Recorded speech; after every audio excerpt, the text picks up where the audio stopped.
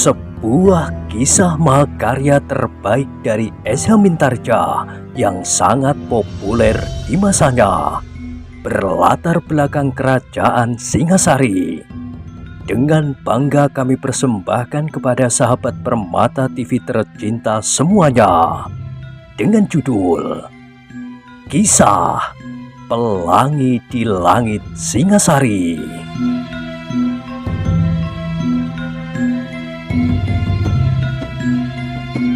Pada kesempatan yang sangat baik ini, kita masuk pada episode yang ke-252. Selamat menikmati.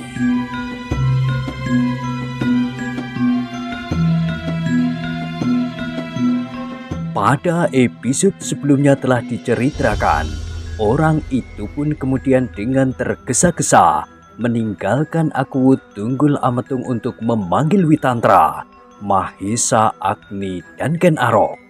Sejenak kemudian ketiganya telah berada di serambi pesanggrahan.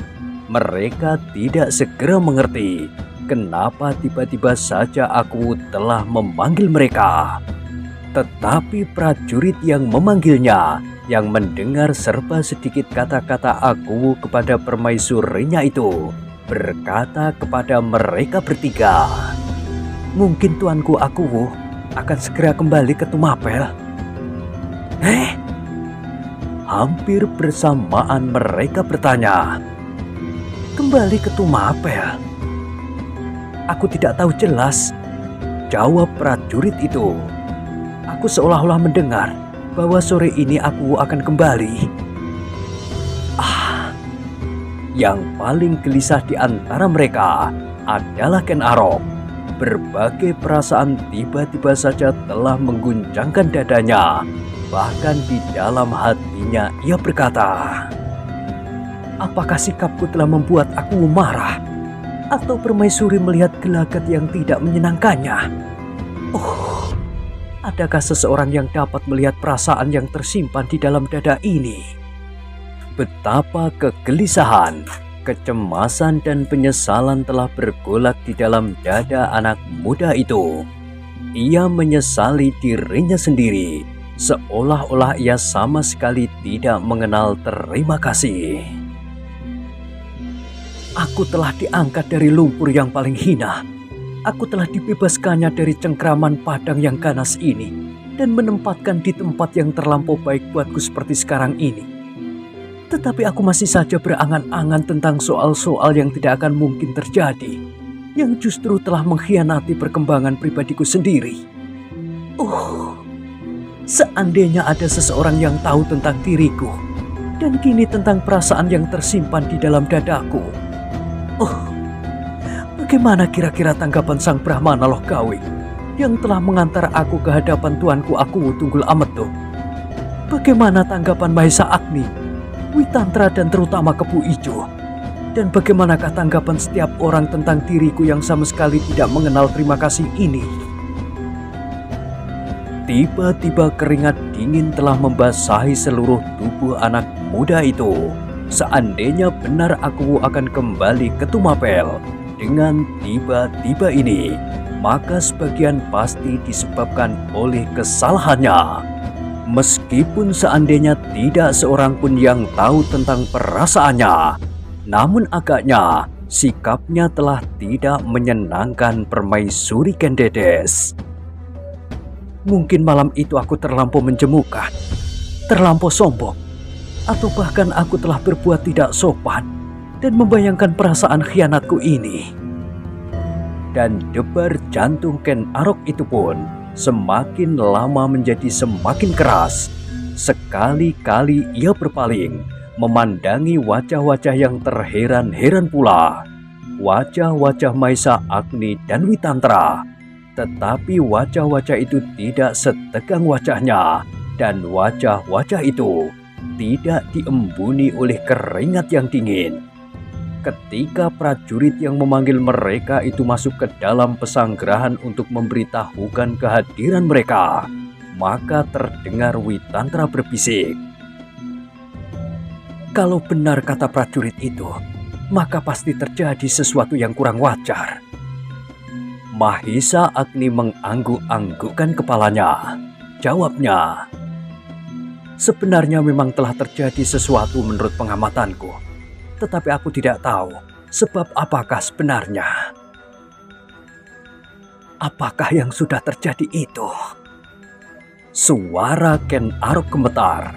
Untunglah bahwa Mahisa Agni dan Witantra sendiri berada di dalam kegelisahan, sehingga mereka tidak terlampau memperhatikan keadaan Ken Arok itu.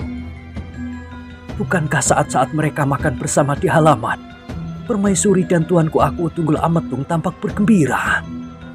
Mahisa Agni mengangguk-anggukkan kepalanya. Bahkan semalam pun, Permaisuri sama sekali tidak menunjukkan kegelisahan. Sekali lagi Mahisa Agni mengangguk-anggukkan kepalanya. Kemudian jawabnya, yang terjadi memang aneh. Tiba-tiba saja Permaisuri menjadi gelisah. Tiba-tiba saja ia merasa kesepian pada saat aku pergi berburu. Lebih daripada itu, Permaisuri merasa diganggu oleh perasaan takut. Mahisa Agni berhenti sejenak. Lalu katanya, aku memang mengatakan dan menyebut hantu karautan pada saat kita berkelakar. Mungkin Ken Arok mendengarnya pula. Setelah itu pun tidak ada terjadi sesuatu. Tetapi tiba-tiba saja, pagi tadi Permaisuri menjadi terlampau gelisah dan ketakutan. Dada Ken Arok menjadi semakin berdebar-debar mendengar keterangan itu. Tetapi ia mencoba untuk menenteramkan hatinya sendiri, menunggu penjelasan dari Aku Tunggul Ametung. Dan sejenak kemudian, Aku itu pun keluar dari biliknya untuk menemui ketiga orang yang dipanggilnya itu di serambi. Tampaklah wajahnya yang muram dan gelisah, langkahnya lelah dan ragu. Duduklah, desisnya ketika ia melihat ketiga orang itu masih saja berdiri menunggunya. Ketiganya pun kemudian duduk bersila di lantai, sedang Aku duduk di atas sepotong tonggak kayu. Aku sudah memutuskan. Aku itu ternyata berkata terlampau langsung pada persoalannya. Sore ini kita kembali ke Tumapel. Sejenak mereka bertiga saling berpandangan. Namun Witantralah yang pertama-tama bertanya, ampun tuanku, kenapa tuanku terlampau tergesa-gesa pergi? Menurut pendengaran hamba, tuanku akan berada di sini untuk beberapa hari lagi. Tetapi tiba-tiba tuanku akan kembali ke istana. Aku Tunggul Ametung mengangguk-angguk, tetapi ia tidak segera menjawab. Tampaklah kebimbangan membayang di wajahnya yang keras. Karena itu, maka mereka pun sejenak menjadi terdiam. Mereka menunggu saja apakah yang akan dikatakan oleh Aku Tunggul Ametung. Mereka terperanjat ketika tiba-tiba saja Aku itu berkata, sediakan segala persiapan, aku akan segera berangkat. Sekali lagi mereka saling berpandangan, namun tidak seorang pun yang beranjak dari tempatnya. Cepat! Tiba-tiba Aku itu membentak. Meskipun sudah menjadi kebiasaan Aku Tunggul Ametung, namun orang-orang itu masih juga terkejut dan kadang-kadang heran. Tuanku, Mahisa Agnilah yang kemudian bertanya, kenapa tuanku Aku menjadi tergesa-gesa? Apakah hal ini karena permintaan Tuan Putri yang selalu diganggu oleh perasaan cemas itu? Aku tidak segera menjawab. Dipandanginya saja wajah Mahisa Agni. Namun kemudian terdengar suaranya datar. Ya, permaisuriku menjadi ketakutan dan gelisah. Aku tidak tahu apakah sebabnya. Tetapi ia minta kita segera kembali ke Tumapel. Tuanku. Kemudian terdengar suara Ken Arok bergetar. Ampun tuanku, bahwa hamba berani bertanya tentang diri hamba di hadapan tuanku. Apakah sebenarnya ada kesalahan hamba? Atau sambutan hamba yang tidak berkenan di hati tuanku? Atau di hati Tuan Putri Ken Dedes? Dahi Aku Tunggul Ametung menjadi berkerut-merut. Sesaat dipandanginya Ken Arok dengan penuh keheranan. Namun kemudian terdengar ia tertawa hambar. Hahaha, perasaanmu mudah sekali tersinggung, Ken Arok. Tetapi aku kira bukan soal itu. Kau sudah cukup berusaha. Aku tidak kecewa karena sambutanmu, tidak pula karena sebab-sebab lain. Tetapi permaisuriku yang menjadi gelisah dan ketakutan. Mungkin benar ia sedang dibayangi oleh hantu karautan di dalam angan-angannya. Ken Arok menarik nafas dalam-dalam. Tetapi istilah hantu karautan yang dipergunakan oleh Aku itulah yang kemudian menyentuh hatinya. Adalah kebenaran yang tidak dapat diingkarinya sampai kapanpun juga, bahwa hantu karautan yang sebenarnya adalah dirinya sendiri pada waktu itu. Mungkin Aku sama sekali tidak memikirkan siapa dan apakah sebenarnya hantu karautan itu. Tetapi bagi Ken Arok, nama itu benar-benar berpengaruh pada perasaannya. Nah, sekarang apapun sebabnya, sediakan semua perlengkapan, berkata Aku itu kemudian. Hamba tuanku, jawab Witantra. Hamba minta diri untuk menyelenggarakannya. Aku mengangguk, dan sebelum Witantra melangkah meninggalkan Serambi, Aku Tunggul Ametung telah berjalan ke biliknya.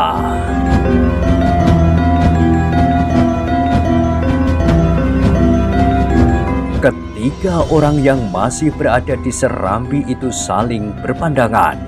Witantra kemudian mengangkat bahunya sambil berdesah. Tanpa mengucapkan sepatah kata pun, ia melangkah pergi meninggalkan Serambi. Tetapi ternyata Ken Arok pun segera pergi pula menyusulnya, meninggalkan Mahesa Agni seorang diri. Mahesa Agni yang masih berada di Serambi Pesanggerahan itu duduk dengan dada yang berdebar-debar. Terngiang kembali pertanyaan Ken Arok kepada Aku Tunggul Ametung. Apakah sambutannya di taman ini kurang memuaskan sehingga Aku dan Permaisuri tergesa-gesa kembali ke Tumapel? Pertanyaan itu memang wajar sekali disampaikan oleh seseorang yang merasa bertanggung jawab di sini.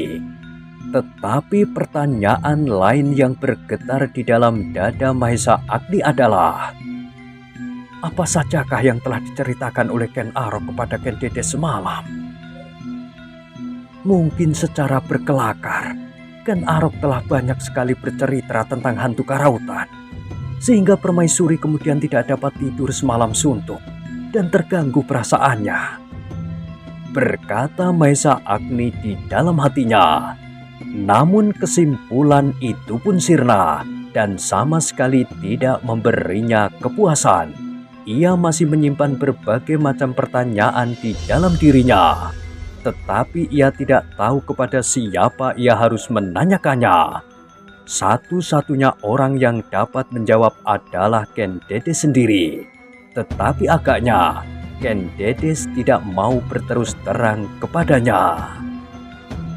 Mudah-mudahan ia dapat mengatakan alasan itu kepada Aku sendiri, gumam Mahesa Agni perlahan-lahan. Sementara itu, dengan tergesa-gesa, Witantra menyiapkan orang-orangnya, mengatur semua perbekalan dan peralatan. Hanya orang-orang yang penting serta alat-alat yang tidak dapat ditinggalkan sajalah yang harus dibawa pula. Yang lain dapat ditinggalkan di pesanggerahan ini sampai besok atau lusa. Beberapa orang ditugaskannya untuk mengurusi barang-barang yang ditinggalkannya itu. Aku tidak mengerti apakah yang mendorong Permaisuri untuk mengambil keputusan itu, desis Witantra ketika ia melihat Ken Arok berdiri kebingungan. Iya, sahut Ken Arok. Aku menjadi cemas Mungkin sambutan serta pelayananku di sini yang dirasakannya sangat menjemukan. Sudah dibantah oleh aku, pasti ada sebab lain yang tidak dapat dikatakannya. Terasa sebuah desir yang tajam tergores di dinding jantung Ken Arok. Tetapi ia tidak berani untuk menduga-duga terlampau jauh. Apakah sebabnya? Maka Permaisuri mengambil keputusan untuk segera meninggalkan padang karautan. Akhirnya dengan tergesa-gesa, persiapan keberangkatan aku Tunggul Ametung beserta Permaisuri itu pun telah selesai. Setiap orang menyimpan berbagai pertanyaan di dalam diri masing-masing. Setiap wajah telah disaput oleh keraguan-raguan, kebingungan, dan bahkan kecemasan. Beberapa orang prajurit menganggap bahwa sikap itu adalah suatu firasat yang kurang baik, sehingga seorang prajurit yang masih muda berbisik kepada kawannya. Aku mempunyai dugaan bahwa akan terjadi sesuatu, mungkin di perjalanan, mungkin setelah kita sampai di Tumapel. Tetapi kawannya menyahut acuh tak acuh.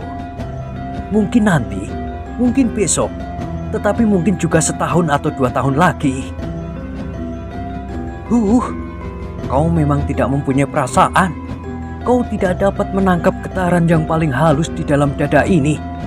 Getaran dari alam yang besar, yang menyentuh tali perasaan kita yang paling halus, dan yang paling sesuai dengan warna getaran itu.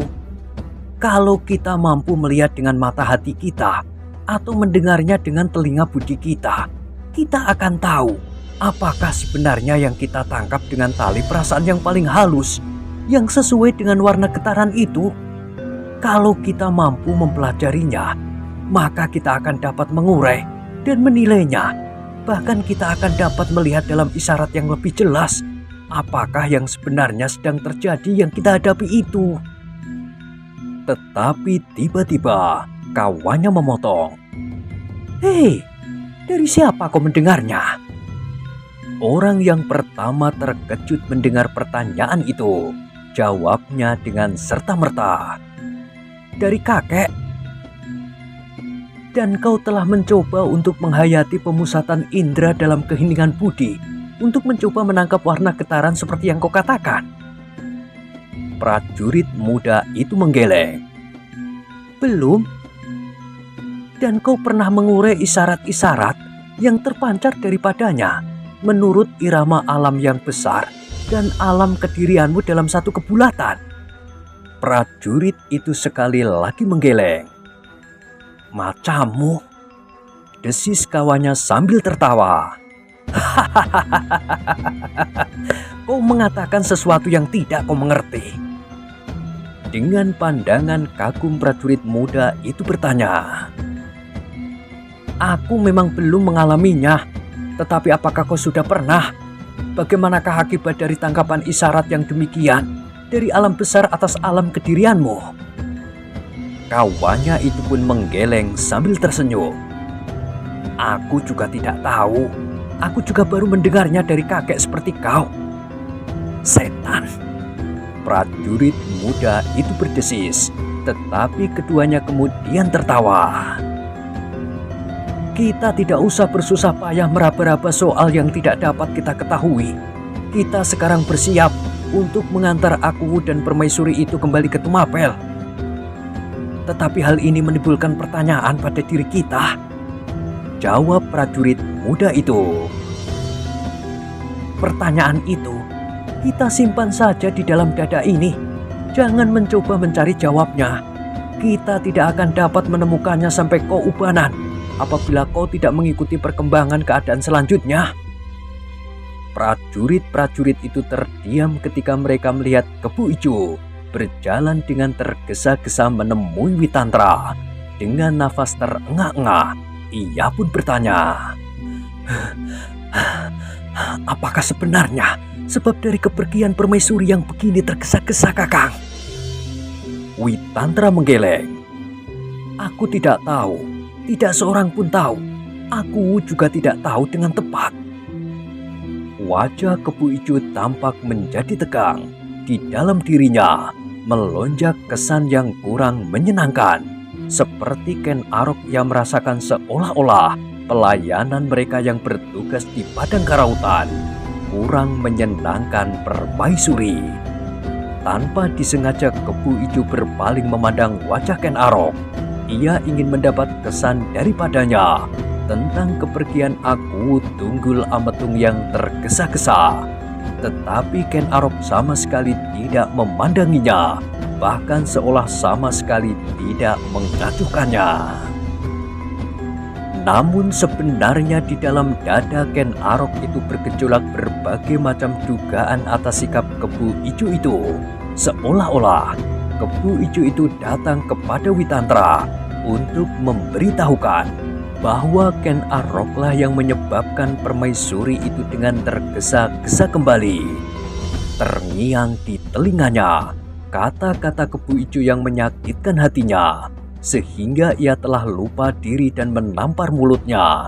Dan kini dengan sudut matanya, Ken Arok melihat Kebu Ijo itu memandanginya tajam tanpa berkedip. Tetapi Witantra tidak menghiraukan semua itu. Ia sedang sibuk mengatur persiapan untuk mengawal Aku dan permaisuri kembali ke Tumapel. Beberapa orang hilir mudik menemuinya, bertanya tentang kelengkapan yang harus dibawa dan memberikan laporan tentang persiapan-persiapan yang telah mereka lakukan. Semua sudah siap. Seorang perwira bawahan Witantra melaporkannya. Baik, sahut Witantra. Siapkan pasukan di muka gerbang taman ini. Aku akan menghadap Aku dan melaporkan segala persiapan. Perwira itu pun segera pergi untuk mempersiapkan pasukan pengawal, orang-orang yang akan memanggul tandu dan prajurit-prajurit pengiring. Sementara itu, Witantra pun pergi menghadap Aku Tunggul Ametung.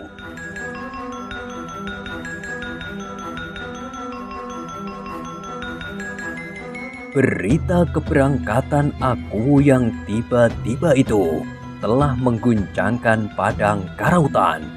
Orang-orang Panawijen dan para prajurit Tumapel yang bertugas di padang karautan berbondong-bondong pergi ke taman untuk melihat sendiri apakah benar Aku Tunggul Ametung akan kembali ke Tumapel jauh lebih cepat dari waktu yang telah ditetapkannya. Yang lebih tidak dapat mereka mengerti, kenapa justru Aku memilih waktu yang sudah jauh melampaui tengah hari ini untuk berangkat.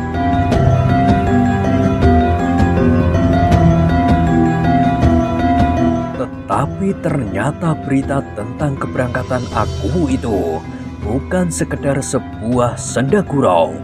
Mereka melihat pasukan pengawal telah siap di muka gerbang taman. Mereka melihat tandu pun telah tersedia. Sedang beberapa orang telah siap pula di samping kuda masing-masing. Merekalah yang nanti akan merampas jalan yang akan dilalui oleh iring-iringan itu.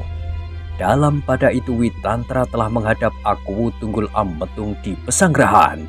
Ternyata Aku dan permaisurinya pun telah siap pula untuk berangkat. Ampun tuanku, berkata Witantra ketika ia sudah berdiri di muka pintu bilik. Semua persiapan sudah selesai. Baik, sahut Aku. Kita akan segera berangkat. Kemudian kepada permaisurinya ia berkata, semua persiapan sudah siap. Kita dapat berangkat sekarang. Bukankah begitu? Hamba tuanku, jawab permaisuri Kendedes. Namun ketika ternyata semua persiapan benar-benar telah dilakukan dan saat yang dikehendakinya itu telah sampai kembali ke Tumapel, maka perasaannya tiba-tiba saja menjadi bimbang. Terasa sesuatu bergetar di dalam dadanya, seolah-olah taman di padang karautan ini tersimpan sesuatu yang berharga baginya. Tetapi betapa hatinya menjadi sangat berat untuk meninggalkannya. Tetapi Ken Dedes tidak berani memikirkannya. Apakah sebenarnya yang membebani keberangkatan yang dikehendakinya itu sendiri? Semuanya telah tersedia, berkata Aku itu kemudian. Oh, Ken Dedes tergagap. hamba tuanku, hamba pun telah siap pula. Namun perasaan yang seolah-olah menahannya untuk tidak beranjak dari tempatnya menjadi semakin berat, dan permaisuri itu menjadi semakin takut melihat kenyataan itu di dalam dirinya. Ketika terpandang olehnya Mahesa Agni, maka ia mencoba menyangkutkan perasaannya itu kepadanya. Katanya di dalam hati, Kakang Mahesa Agni agaknya telah membuat aku ragu-ragu. Aku tidak sampai hati untuk meninggalkan taman ini, tetapi aku tidak akan dapat membawanya. Ia harus tetap berada di sini, di antara orang-orang Panawiden yang sedang mempersiapkan tempat baru bagi lingkungannya. tetapi Ken Dedes sendiri tidak yakin bahwa sebenarnya lah Mahesa Agni yang telah memberati perasaannya. Bahkan betapa ia berusaha menindasnya, namun merentul pula penyesalan di dalam hatinya bahwa ia telah tergesa-gesa mengajak Aku Tunggul Ametung kembali ke Tumapel. Tetapi dalam pada itu, tiba-tiba hatinya tersentak. Kesadarannya tiba-tiba melonjak di dalam dirinya bahwa ia adalah seorang permaisuri, bahwa ia adalah seorang istri. Suaminya yang berdiri di hadapannya, Aku Tunggul Ametung, adalah seorang suami yang baik yang mencoba memenuhi keinginannya, meskipun barangkali tidak seperti yang diinginkannya sendiri. Karena itu, maka Ken Dedes itu pun mengatupkan giginya rapat-rapat.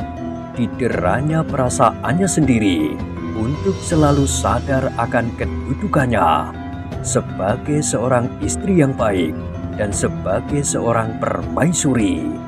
Sehingga dengan demikian, maka terdengar ia berkata dalam nada yang berat, Marilah tuanku, kita berangkat. Semakin cepat aku meninggalkan tempat ini, akan menjadi semakin baik. Kemudian kepada Mahesa Agni ia berkata, Sudahlah kakang, aku akan kembali ke Tumapel. Aku telah mengambil keputusan untuk memohon kepada tuanku Aku Tunggul Ametung untuk mempercepat keberangkatan ini demi ketentraman hatiku. Ya Tuan Putri, sahut Mahesa Agni. Semoga semuanya segera menjadi baik. Mudah-mudahan, Berkata Ken Dedes.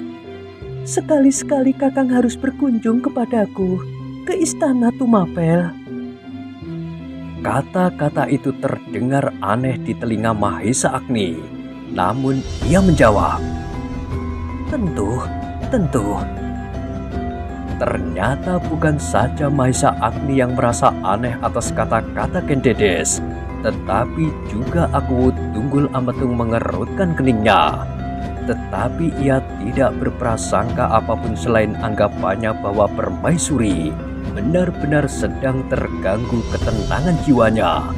Karena itu maka Aku itu sama sekali tidak berkata sesuatu. Dibiarkannya saja permaisurinya melepaskan perasaannya itu kepada Mahesa Agni. Dan sejenak kemudian Ken Dedes itu berkata kepada Aku, Ampun tuanku, hamba telah siap. Marilah kita segera berangkat tuanku. Aku Tunggul Ametung mengangguk-anggukkan kepalanya. Katanya, Baiklah, kita akan berangkat sekarang. Lalu katanya kepada Witantra, Persiapkan semuanya, kita akan berangkat. Hamba tuanku, semuanya telah tersedia. Aku mengangguk-anggukkan kepalanya Kemudian dibimbingnya istrinya berjalan keluar dari dalam pesanggrahan. Di belakang berjalan dengan kepala tunduk emban tua pemomongnya. Dan di belakang emban tua itu berjalan Maesa Agni dan Witantra. Mereka sama sekali tidak berbicara apapun. Angan-angan mereka sedang dipenuhi oleh berbagai macam pertanyaan yang tidak terjawab. Beberapa orang prajurit kemudian mengangkat barang-barang dan beberapa ikat pakaian permaisuri dan Aku Tunggul Ametung. Barang-barang itu harus dibawa bersama mereka di dalam sebuah pedati tersendiri. Ketika permaisuri sudah hampir menginjakkan kakinya pada pintu gerbang taman itu, hatinya menjadi berdebar-debar. Sebentar lagi ia akan meninggalkan padang ini, meninggalkan taman yang segar, meninggalkan sendang dengan rakit-rakitnya. Semuanya itu akan sangat berkesan di hatinya, kesan yang tidak akan mudah dihapuskannya, bahkan kesan yang telah membuatnya kadang-kadang menjadi seakan-akan kehilangan akal, dan semuanya itu akan segera ditinggalkannya.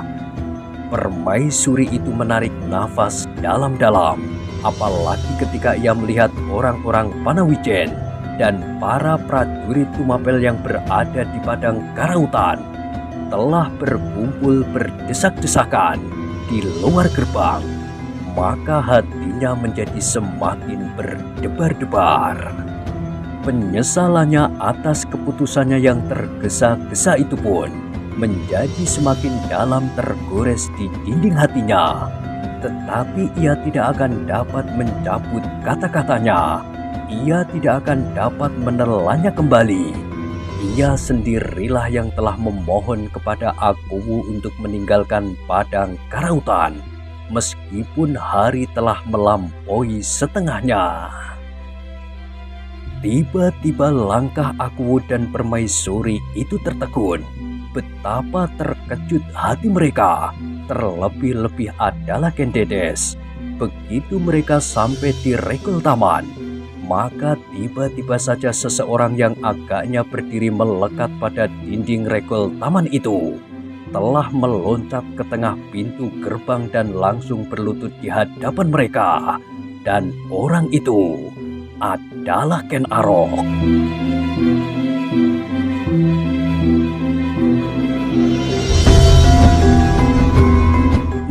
Nah, bagaimanakah kisah selanjutnya? Silahkan ikuti terus kisah Pelangi di Langit Singasari pada episode berikutnya. Sampai jumpa.